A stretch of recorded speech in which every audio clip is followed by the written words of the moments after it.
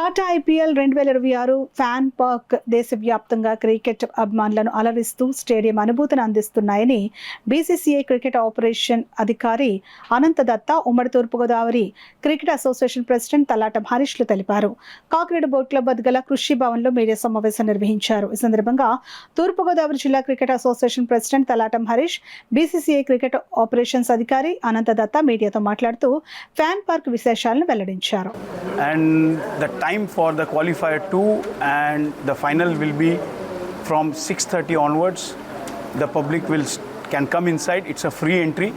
The match will as usual start at 7:30 and the purpose of having a IPL fan park is to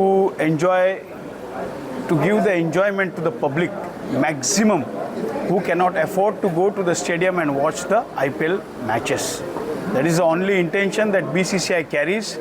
So what BCCI thought is, instead of asking the public to come to the stadiums, we will reach out to them, and hence the fan park was started 10 years ago. So till now we are successful only because of the help from the District Cricket Association, our Andhra Cricket Association, and all the media members. You all have helped us a lot. Today also we all request you that you please publish this and bring the crowd as much as possible. What we expect is around 10,000 to 15,000 of a crowd to come and enjoy the matches. 6 games indoor games ఉంటాయి. మనకి 32/18 భారీ screen మన BCC ఏర్పాటు చేసిందని.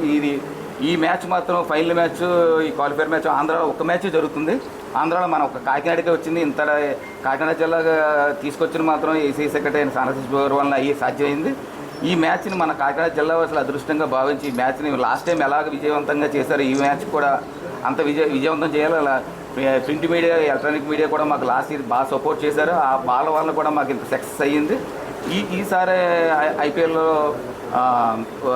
Water facilities మేము ఉచితంగా IPL fan park ఇస్తున్నారని. Snacks కూడా రీజనబుల్ ప్రైస్లో ఫుడ్ కోర్టు ఉంటుంది. 6 గేమ్స్ చిల్డ్రన్స్ గేమ్స్ ఉంటాయి.